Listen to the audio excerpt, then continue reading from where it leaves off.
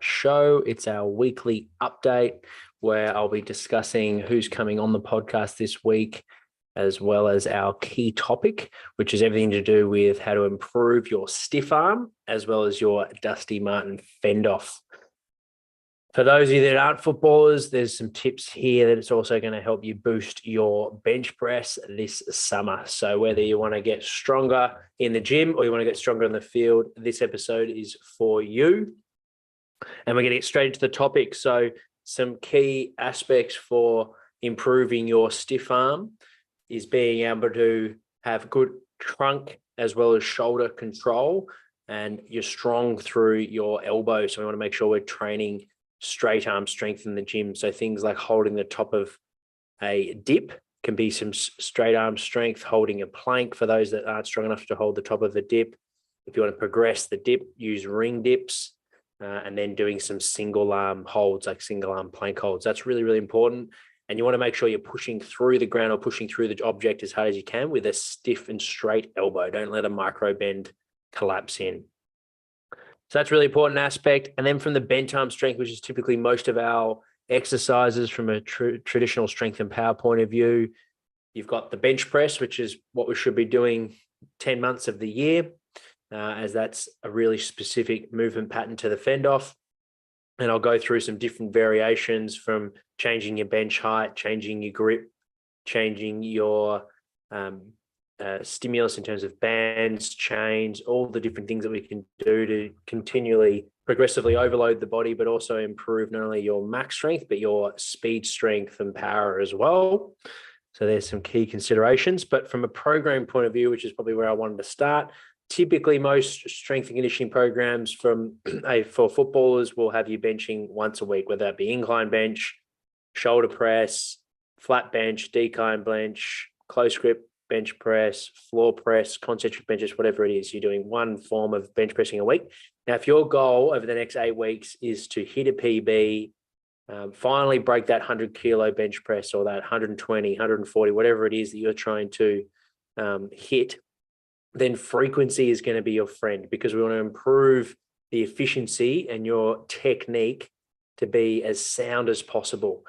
Every strength movement that we do in the gym, it has an element of skill to it. Doesn't matter how simple it is. So the more that you can ingrain an efficient pattern by simply getting the reps in, the better you're going to be able to produce max force at that task.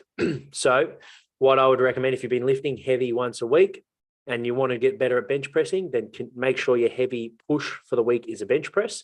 And you might do that on Monday. But for your other 3 gym sessions that you're doing for the week, complete 4 sets at 80% of your bench press. So for those with a 100 kilo bench, 80 kilos is on the bar. This is the last thing you do of every workout for the week. You do as many reps as possible for 4 sets with a good 3 minutes rest in between. That should at minimum get you a 16 reps each session. So you're timesing that by another 3 sessions. There's another nearly close to 50 reps of 80%, which is a good level to maintain good technique. It's not too heavy where you're going to grind and lose your form, but it's heavy enough where we get a good strength stimulus to help your max force production. And more importantly is you're going to get really, really, really ingrained quality technique. So when you test that movement again in 8 weeks' time, you're so efficient, you know your setup, you're really familiar, you're able to grip that bar and hit that breakthrough weight. So from a program point of view, lift heavy once a week, that's really important. So we want to, whether you be trying to hit a 6-rep max for the day, a 5-rep max for the day, a 4-rep, a 3-rep typically would be a good range, anywhere between 3 and 6 for your heavy strength work. And you might be doing 6 sets to get to that heavy weight on your max strength day. And then for the other days, once you've done your full workout, it's the last thing that your body's going to remember is the bench press. So when you're sleeping at night, it's going to help you get some good neural efficiency, some good ingrained technique of that movement pattern. So that's where you're doing your 80% on the bar, as many reps as possible, with 3 minutes rest, 4 rounds. 16 would be your minimum. Aim for a minimum of 4 reps every set. A good day would be 20 reps plus on those days. And that way you're getting a minimum of an extra 50 reps at good intensity. That's a great program to follow for 6 to 8 weeks to get a PB. You wouldn't be able to do that all year round. And I also want to preface that you want to have a baseline strength. So if you can't do 10 reps push-ups with half of your body weight of weight plates, so if you weigh 100 kilos, 50 kilos on your back with your chest in the ground, fully locking out your elbows with good form, then by going into this high rep and high strain program, by doing max strength as well as some exposure to 80% lifting, then you're going to be at risk of getting some shoulder issues, which is ultimately going to reduce your strength and your performance on the field. So if you haven't got that adequate level of strength, just stick to a basic strength and conditioning program like the one that we do at Prepare Like a Pro. You can join that for free on our website, where we typically bench heavy in the week at the start of the week with the bench press on a Tuesday. And then we also have a heavy accessory lift, whether that be push-ups, weighted push-ups, dips, weighted dips, incline bench press, decline bench press, floor press. So something that's a good accessory that's going to supplement the bench press. And then we'll do overhead pressing later in the week. We'll do horizontal pulls, vertical pulls like chin-ups. And they're all movements that's going to help build muscle mass and also contribute to your bench press, but you're not benching 4 times a week. So if you're not at that level, don't follow the program, continue on the basics, build at that base. But if you have been benching for a while and you want to break that plateau, then try this new program. In terms of accessory lifts, some of my favorites, as I mentioned before, is the incline bench press, the decline bench press, dips, weighted push-ups, banded bench press to improve that explosive power, which for some of you that you've only ever done heavy lifting, it could be the reason that the new stimulus that you need to break your plateau and hit a new PB in 6 to 8 weeks' time is adding speed bench in.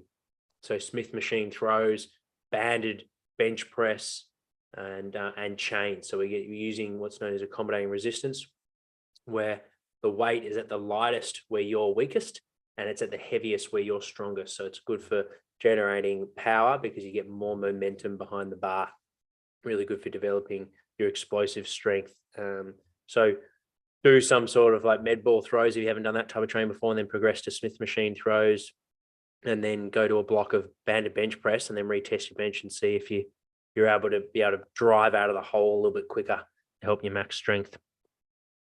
And ultimately also, which is most important, help your on-field performance, because sometimes you will need that explosive quick fend-offs on the field. Okay, that's it for this topic. If you have any more questions around how to improve your Dustin Martin fend-off, make sure to hit me up on Instagram or TikTok, and I'll be more than happy to elaborate further there. Want to congratulate 2 of our Prepare Like a Pro ambassadors, Harry Sheasel, who got drafted to the North Melbourne Football Club with pick 3 in the national draft, as well as Jasper Fletcher, who got selected at pick 12 under the father and son to the Brisbane Lions. Both great fellas, super talented footballers, and really look forward to seeing what they can do and watching them play, and hopefully debuting sometime in the near future. Really exciting prospects to see both those boys progress, and it was awesome to work with them a little bit throughout this year. And we also have a couple of opportunities with our junior coaching program. So the Upway Tacoma Football Club, we're still looking for someone to take on that role. Remember, we had Nick Kane on recently. He offered anyone, because that's a football club that he's aligned with and played some footy with and knows the head coach Stuart Hill well.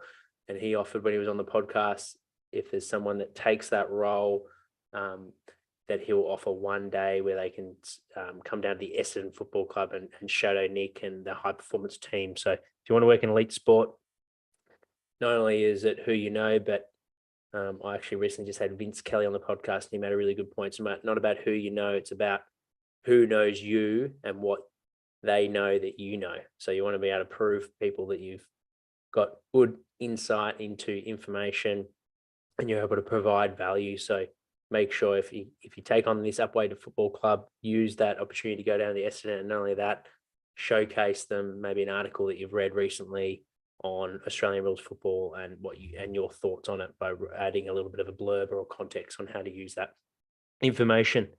We have recently just signed on the Heathmont Football Club. So if you're interested in working with them, make sure to direct message me. That's the same as Upway Tacoma. And we're looking to fill both of those roles over the next week. So make sure to act on that really, really quickly. If you want to listen to our Prepare Like a Pro ambassadors, Harry Sheasel, that's episode 153 on the Prepare Like a Pro podcast, as well as Jasper Phipper, episode 168. We have no Prepare Like a Pro live chat shows this week as we are relocating. We're not relocating, but at Melbourne Footy Club, we're just doing a bit of work to prepare Casey Field. So normally I do my podcast interviews on Thursdays. That's going to be used up preparing the facilities at Casey Fields.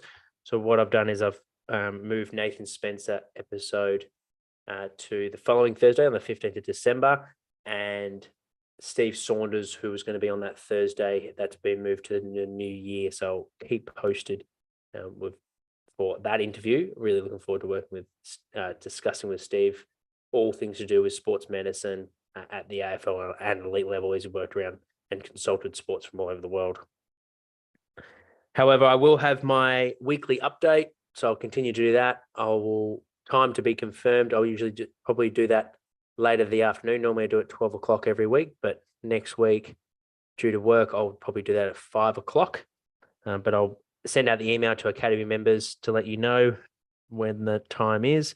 I'm going to be discussing my recent professional development. I was lucky enough that Melbourne Footy Club funded me and our physiotherapist, Kathleen, to the Gold Coast Suns, where Bill Knowles was running his workshop. For those that don't know Bill's work, he's a rehab and reconditioning expert. So I will share my learnings in that weekly episode. And we'll also release 50% of that presentation on our podcast, so all the listeners can enjoy that. If you want 100% of the episode, then you can join our academy, which has access to all our content, and it's only $20 a month. So if that's something that interests you, I catch up with the academy every week for a Q&A, as well as once a month I present on a specific topic for academy members. So that's this month. And on our Wednesday, we have Pete Burridge, the Bristol Bears lead strength and conditioning coach, and he's a speed expert. That will be released on Wednesday, so make sure to listen to that podcast episode. I'm going to head over now to our team builder program to go through the week. And then we'll go through my power tip, as well as the new segment that we started a couple of weeks ago about what I wish I knew 10 years ago. So this week, we're right in the heart of pre-season, where for either week 2 of your pre-season training, week 3, or some of you might be week 4. So I've stripped the total gym volume and workload down this week, and we're going to do that for a couple of weeks leading to Christmas block, just because the intensity of your football load should be up over the next couple of weeks. So I want to accommodate that. We got really good strength and power loading over the off season, October, November. Just want to go during a bit of a deload. Important during deloads, though, that you don't reduce your intensity and your intent. So we still want to move heavy weight with our compound lifts, the barbell box squat, the barbell bench press, and the trap bar deadlift. Still lifting heavy there. So this week we're building up to a heavy 4 to 6 rep range at 83%. So still maintaining that good strength base. And for some of you, you should still get, as you're new to strength training, some strength progress during this block. But the reason for the rep ranges, 4, if you're starting to lose form or you're losing speed on the bar, then just do 4 reps. If you're feeling good, do 6. That's what the rep ranges are there for.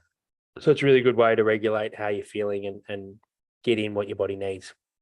In terms of movements, we've got a total body session on Monday, Tuesday completely off, Thursday completely off, and Sunday. So 3 rest days to really help with that recovery. So we're going with that high-low method during this block, where we're going high on Monday, Fridays our main days, Wednesdays mainly an upper body lift, and then Saturdays is an optional extra total body session if you're feeling it. If you missed any of the lower body strength sessions now that you're full training, feel free to add that in on the Saturday. Remember, the conditioning sessions are only there if you can't make football training. So they're in on the Monday, the Wednesday, and the Friday, because that's typically when clubs are training at the moment. However, if you're training Tuesday, or some of you are training Monday, Tuesday, Thursday, don't do the running on the Wednesday and the Friday. Okay, let your legs recover so you can maximize your running in football drills. But as a general philosophy, both our development, strength and power, and our gainers program, we're going through a little bit of an offload period for a week or 2, and then we're going to ramp it up over the Christmas period. So focus on good technique, Enjoy the rest days, spend it on doing some good mobility, maybe yoga classes, Pilates, just building the body up so you can train at really high quality with your football. And that's where your energy should be over this next couple of weeks, is training hard and with above match intensity to ensure that either you make the squad if you're trying out a VFL or NAB League team, or ultimately you're just being the best footballer that you can be and you putting all your energy into that. And that's why we want to try and strip the gym volume back a little bit. If you're new to the show and you want to join this program, which changes every week, we have 3 different ones. We have a development for those new to strength and conditioning. They're more basic movements. We have a gainers for those that want to gain muscle mass, so more higher reps and tempo type training. And then we have a strength and power program for those that have been lifting for a while. You don't want to change your body weight. You just want to focus on getting stronger and more powerful. So if that interests you, we have a free trial, 14-day trial. All you need to do is head over to preparelikeapro.com and you can join the free trial there.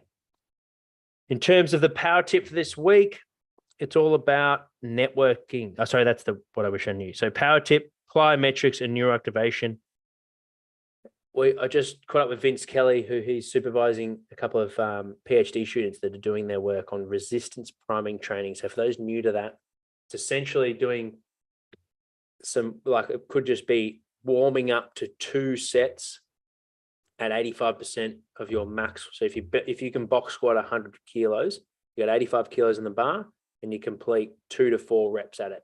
And that's just to get a good stimulus through you're recruiting your motor units as well as a neural charge. So to be able to switch your body on before you perform a high intensity activity like jumping, for example, or if you want to improve your acceleration and your top end speed, you might do some resisted sprints. And all we're doing, we're not trying to do it to necessarily get a strength stimulus. We're doing it purely to help your performance on the upcoming game or main training session. So if that's something new to you, my advice would be to give it a go, try it out. That's what pre-season, especially this time of year, is all about. Experiment, see what works for you. That's what the pros are really good at. They know exactly how to eat, sleep, and train, prepare the best that suits them by trial and error. So try out a resisted primer session. If you want to improve your leaping ability in that session, try box squat. Pick the weight that's anywhere between 80 and 90%, complete 2 sets of 3 to 2, as I mentioned before, 2 to 4 reps, where you're moving that bar as fast as possible. And the intent is really strong to move that bar nice and fast. And if you want to improve your acceleration and your top end speed, do some resisted sprints work where you're doing like a sled or a power band. And that will just help you get that neural charge that I talked about, and let me know. It should hopefully give you like a 3% benefit to your performance in terms of jump height or sprint. And that can be make a big impact.